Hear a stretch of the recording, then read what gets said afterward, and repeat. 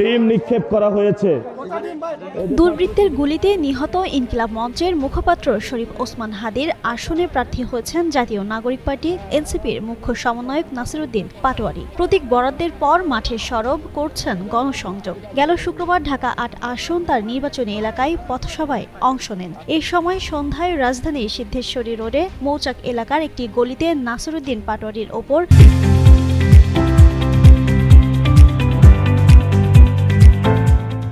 ডিম নিক্ষেপ ও নোংরা পানি ফেলার অভিযোগ ওঠে।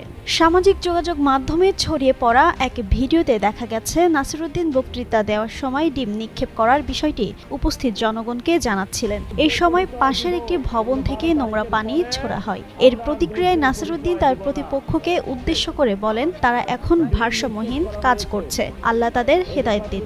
এ বিষয়ে এনসিপি নির্বাচনী মিডিয়া উপকমিটির প্রধান মাহবুব আলম বলেন, মৌচাক এলাকায় বাংলা টিভির গলিতে প্রচারণা চলছিল। এই সময় বাংলা টিভির বিপরীত দিকে একটি ভবন থেকে নোংরা পানি ফেলা হয় নাসিরউদ্দিন পাটোয়ারির ওপর। এর কিছুক্ষণ পরেই তাকে লক্ষ্য করে ডিম নিক্ষেপ করা হয়। এরপর তারা ওই এলাকার কর্মসূচি যথাসম্ভব দ্রুত শেষ করে পীরবাগে চলে যান। তবে এ ঘটনায় নাসিরউদ্দিন পাটোয়ারি আহত হননি বলেও জানিয়েছেন তিনি। এনসিপির পক্ষ থেকে অভিযোগ করা হয়, একটি প্রতিপক্ষ রাজনৈতিক গোষ্ঠী পরিকল্পিতভাবে এই হামলা চালিয়েছে।